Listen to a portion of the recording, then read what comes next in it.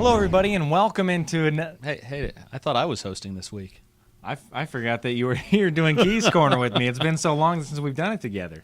Well, I mean, don't I look a little bit taller than DeForest Garcia? You look a little bit different than DeForest. I'll just say that. He's got the better hair, he does but have I'm the better also hair, taller. yeah. So you go ahead and take the reins hosting this week's edition of Keys Corner. Yes, and welcome everybody into Keys Corner. I'm Jeff. He's Kyle, your Keys broadcasters, and it has been a long time since we have done the show together, all the way back in May when the Down East Wood Ducks were here. The Keys find themselves going into this 7-game road trip against Lynchburg and Myrtle Beach. 6 games back with 11 to go as the Keys enter the road trip with a 5-game winning streak, but prior to that, a 5-game losing streak has them in this current spot. Yeah, it's been really tough. You would think that with a 5-game winning streak so close to the All-Star break, that you would be really fighting for that final, that playoff spot, but they went through that little valley and some tough times. So for them, it's going to take a lot of work on their end, but a lot of help from other teams. Yeah, it was so frustrating about that series in Salem, which saw the Keys drop more than 8 games behind Salem in the standings, was that out of the 4 games, Keys probably had a chance to win 3 of them. But second game, call doesn't go your way at the very end of the ball game as you battle back from a 6-run deficit. And then the third game of this series, you commit a season-high 4 errors, leads to 4 unearned runs before you win the final game. They got things back on track against Potomac, which is good to see.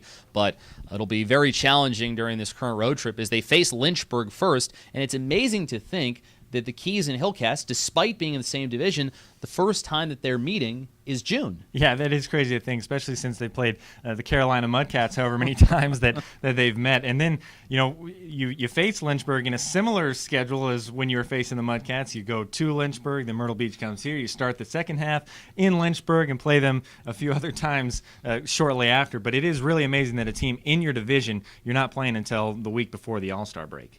Get ready for lots of Hillcats, everybody. The Hillcats, meanwhile, they're 2 games behind Salem coming into the road trip. And the Hillcats, a good pitching staff, 2 very talented starting pitchers on their rotation. Both the Keys will see in Tristan McKenzie and Shang, whose first name I just can't say. So 2 players that will probably be all-stars. Keys will have their hands full, especially those first 2 nights. And from there, they go into Myrtle Beach, and the Pelicans are battling for a playoff spot of their own right now as Myrtle Beach, Buies Creek, and Carolina, they're all separated by 2 games. Yeah, it's going to be a lot of meaningful games coming up on this road trip, especially, I think, first and foremost with with Lynchburg. It's a battle for both of Lynchburg and the Keys for that playoff spot. That's going to be a dogfight. And then, Myrtle Beach, even though they're not in the same division, like you mentioned, they're in a dogfight with Carolina and Buies Creek for that playoff spot there. So they're going to be going all out. It's going to be a fun road trip to see, and it's going to, for the Keys, it's just going to take a lot of good baseball. The positive is that they go into Myrtle Beach. They've already beaten the Pelicans 3 games in a row. That took place back at the very beginning of May. Got some great pitching performances in that series, but the Keys' chances of getting to the playoffs after that 5-game losing streak and overall their streaky nature over the last couple of weeks is going to be pretty challenging to find their way back into the Carolina League playoffs.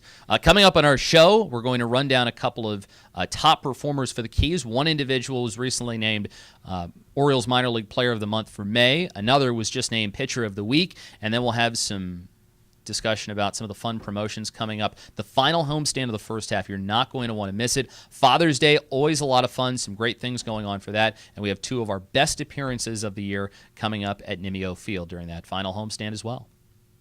May featured its ups and downs for the Keys, but there were plenty of great individual performances, especially if you look at some of the offensive players and the bullpen. On the offensive side, the Keys certainly were not led by one player, as a variety contributed, but one really stood out, and that was Ryan Mountcastle, who was named the Orioles Minor League Player of the Month for May.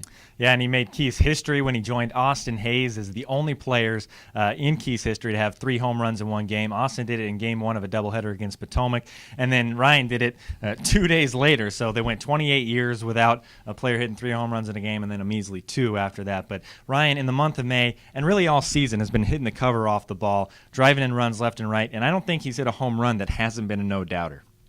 Mountcastle very aggressive when he's up at bat. And even with that approach, he still hit for great power as well as for great average. He's among the tops in the Carolina League in hitting, and then he's up there in total bases, runs scored, slugging, you name it. Mountcastle probably has his name on the board, and so congratulations to Ryan for a terrific May, and hopefully there's more of that to come in June. Keegan Aiken has endured his ups and downs, which is sort of expected because the Carolina League is a very tough league to play in, especially when you were a second-round draft pick the year before. League is very tough in the first half of the year when you have some of the top draft picks from the previous year playing in the league and some veterans as well. But Aiken, on June the 4th, 6 shutout innings of 2-hit baseball against Potomac, was probably his best outing of the year. Yeah, it really was. He came in, he was locating his fastball really well, which made his slider and his changeup more effective. Got his 7 strikeouts in a number of different ways with his fastball, with his slider, and with his changeup, which is really good to see. And I think the thing that you have to remember about with Keegan Aiken and Cody Sedlock is they're less than a year removed from college baseball, and it's a big difference going from college ball to the advanced A level. But I think that this is a huge turning point for Keegan, and hopefully he can build upon it in his next outing. Yeah, Aiken missed one start. They were working with him on some mechanical things, and as long as he keeps his fastball down in the strike zone, we talked to John Wasden, the Orioles pitching coordinator for the minor leagues, about how fastball command's so critical. If he and Sedlock can both do that, then hopefully we'll see more Carolina League Pitcher of the Week awards coming from those two players and hopefully from a few other members of the Keys rotation. The final homestand of the first half is probably one of my favorites of the year and features some of the best promotions that the Keys will have during the 2017 season. Homestand kicks off on Thursday, June 15th at 7 o'clock and goes all the way till Sunday the 18th, as the first big thing that's going to happen during the homestand takes place on that Friday, 7 o'clock first pitch, gates open at 6. It is girls' night out, and former Bachelorette contestant Luke Pell, who made it all the way down to the Final Four, and you know how I love the show, you love the show as well. Luke Pell will be here meeting fans, signing autographs, handing out some date cards if you purchase a special package from the groups department, and the ladies of Frederick will probably be very happy when he shows up. Oh, yeah, the ladies of Frederick and Jeff Arnold, too, because it's going to be a fun night with Luke Pell at the ballpark. Girls' night out, Bachelorette contestant. I know you love the Bachelorette, and we I'm more of a Bachelor guy, but the Bachelorette's entertaining, too. Yeah, but make sure that you call our groups department to get that date card and that group package if you would like. It's going to be a fun night with Luke at the ballpark.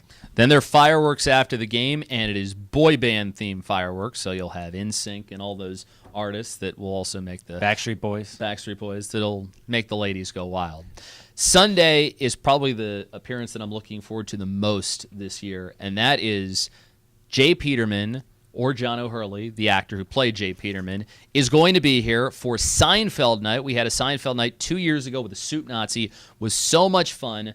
John O'Hurley, one of the most versatile actors and I think entertainers in the industry, is going to be here signing autographs. He'll also sing God Bless America, which will be great because he is a talented singer as well.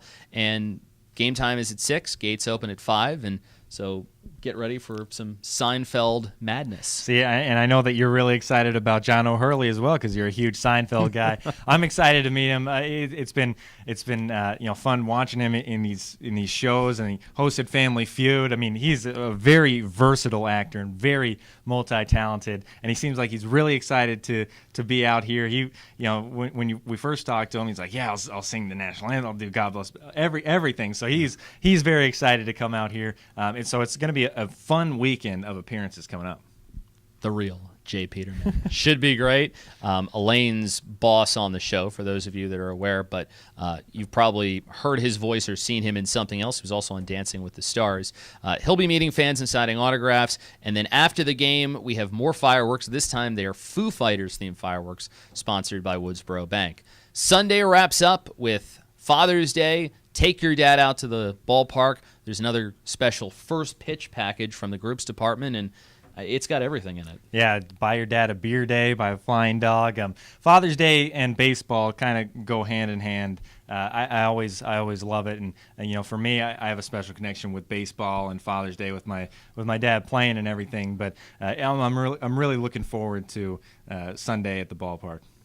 So that's what we have to close out the first half. Should be great if you're interested in coming out, and I don't know why you wouldn't be after we just detailed all of that. 301-815-9939. You can also visit frederickkeys.com. If you have any interest in the packages that we talked about, be it the Luke Pell package or the Father's Day package, our group's office, 301-815-9900, and they can get you all set up. Are you looking forward to this road trip? I am looking forward to this road trip. Looking forward to the Keys building off their 5-game homestand, or 5-game winning streak, I should say, and good baseball against the Hillcats. And then I am looking forward to going to Myrtle Beach as well. Never been to South Carolina, another state checked off my list, and it's Myrtle Beach. So yeah, exactly. That's right. I forgot you count states that you have been to and visited. 47 will be South Carolina. It's a fun time. Hopefully the Keys will get some wins and remain in playoff contention. He's the big fella, Kyle Houston. I'm Jeff Arnold. Thanks so much for watching, and we will talk to you next week before the Keys' final first half homestand.